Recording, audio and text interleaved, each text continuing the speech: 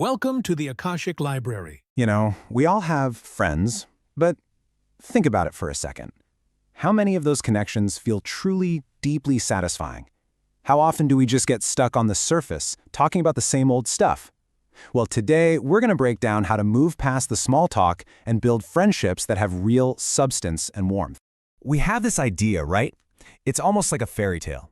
We think that great friendships just happen. You meet someone and there's this magical, mysterious click. It's a nice thought, but it basically frames friendship as something that's totally out of our control. Just dumb luck. But what if that whole idea is just wrong? This is the big question we're diving into today. What if we threw out that whole passive click myth? What if, instead of just waiting around for a happy accident, we started treating friendship like an art form, something you can actually learn and get better at? So why is this shift in thinking so powerful? Well, think about it. If friendship is just an accident, then we're helpless, right? We can't do anything to improve our relationships or become a better friend. But if it's a skill, that changes everything. It means we have the power to change things. And that brings us to this idea of a friendship skill set. The philosophy here is pretty simple, but it's a game changer. Nobody is born knowing how to be a fantastic friend. It's not magic. It's a set of principles that we can actually identify, talk about, and even teach. Okay, so what does this skill set actually look like when you put it into practice? Let's start with the practical stuff, the actual tools you use. Let's talk about the art of conversation and how we can use it to go way beyond the surface. The whole goal here is to be intentional. Look, most of the time, we're encouraged to keep things light, right? Don't get too heavy. But the real art of friendship is about gently teasing out the parts of people that are more sincere, more vulnerable, the parts that are really true. And this shows the difference perfectly. On one hand, you have a question like, "So everything's okay then?" It's so aggressively cheerful, it's basically a closed door. It's just begging for a one-word answer. But on the other hand, a question like, "How did it feel?" that's an open door. That invites real honesty and shows you're actually ready to listen. So here are a few actual phrases you can try, and look at how they work. Showing empathy. You must have felt. It validates their experience. And using a little self-disclosure, saying something like, "I've often felt scared when," that makes it safe for them to be vulnerable too. You're leading by example. So we can pretty much boil all this down to 3 key things. First, you gotta ask those sincere, open questions. Second, and this one is huge, you have to learn to embrace silence. And third, you have to fight that urge to just jabber on about whatever's on your mind. Okay, that silence one, it's tough. Because silence can feel so awkward, can it? Our first instinct is to fill it with noise. But in a really good conversation, silence isn't empty, it's space. It's the moment where the other person can actually gather their thoughts and let their real concerns unfurl without being cut off. It's a massive sign of respect. And then, when it is our turn to speak, we need to be a little ruthless with ourselves.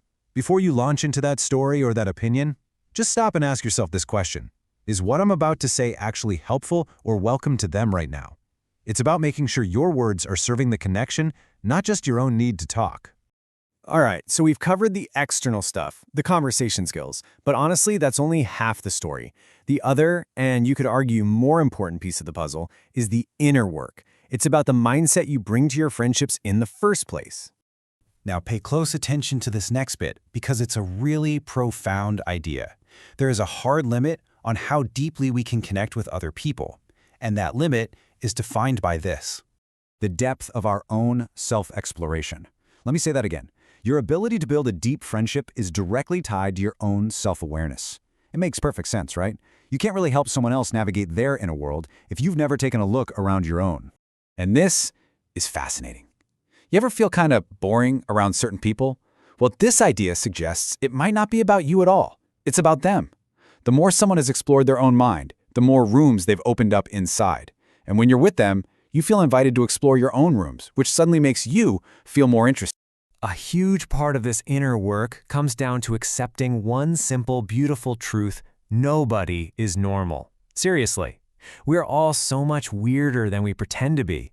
And the moment you embrace your own weirdness and assume everyone else is just as weird is so freeing. The pressure to perform just melts away.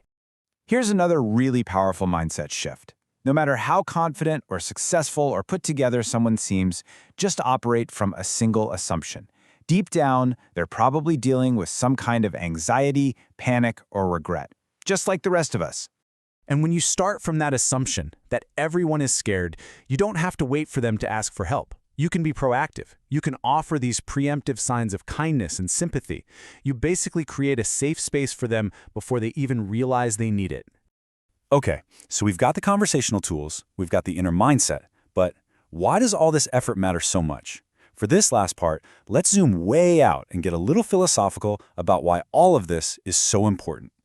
I mean, when you really stop and think about it, on a cosmic level, what we're doing here, connecting with other humans, is an incredible miracle.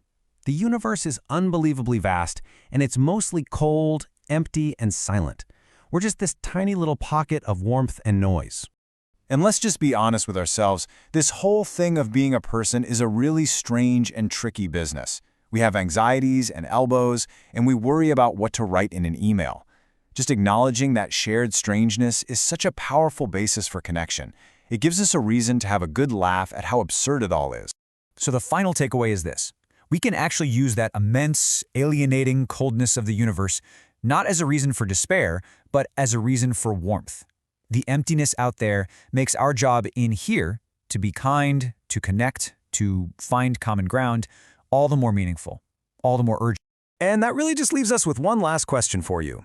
In this vast, strange universe, knowing that friendship is a skill you can build, how will you choose to connect? What's one small thing you can do today to build a warmer, deeper friendship in your own life? Improving yourself sounds noble, but sometimes it hides a deeper resistance. In the next video, we'll explore when growth helps and when it quietly keeps you running in place.